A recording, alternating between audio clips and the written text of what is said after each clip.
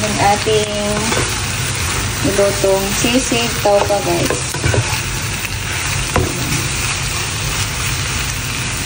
Sisig taupa. So delicious, guys. Sisig taupa. Thank you for watching.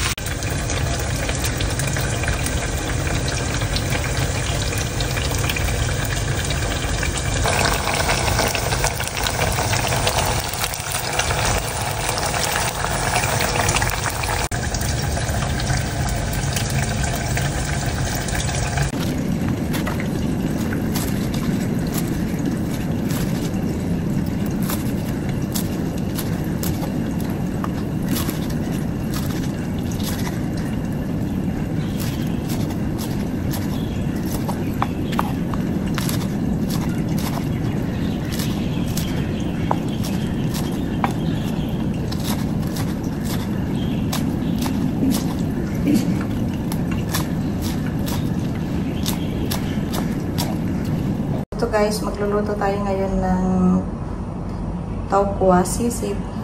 So ito yung mga ingredients. Ilagay tayo dyan ng bawang, luya, butter, sili, green sili, spring onion, lime, tapos yung mayonnaise, yung ating sibuyas, yung tokwa, pepper, tsaka yung ating vinegar. So ayan guys. Init natin yung ating kawali. Nilagyan ko na ito ng ano guys, ng black pepper. Init na yung ating kawali, so ilagay natin yung butter guys. Tunawin lang natin yung ating butter. Then ilagay itong ating luya. Yan, mas maraming luya, mas masarap. Then yung ating garlic. Ayan. Mix lang natin guys. So after nyan, pwede na natin itong sibuyas.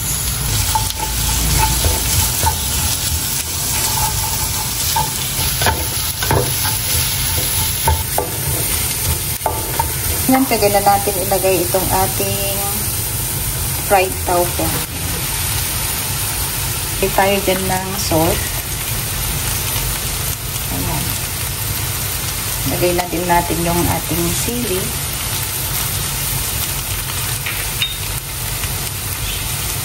Ating kalamansi.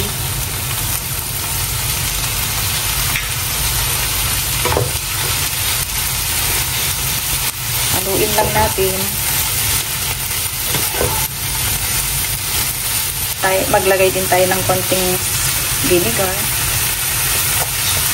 Ayan. More pepper. Natin ilagay itong mayonnaise. Maraming mayonnaise, mas masarap siya guys. So ayan, mix lang natin. Ayan. Mix natin ng maigi. Ayan. Ayan siya guys.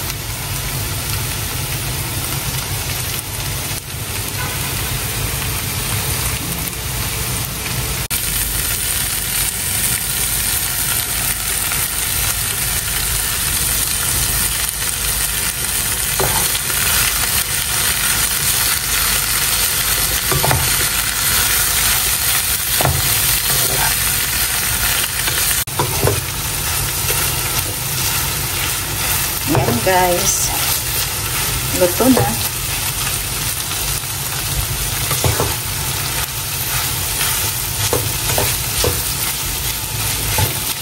Ayan, transfer na natin sa ating plate. Luto na siya guys. Ito na guys yung ating sisig taukuwa. Ayan guys.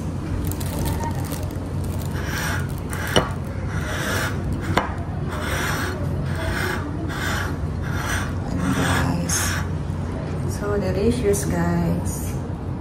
Sisig taukuwa.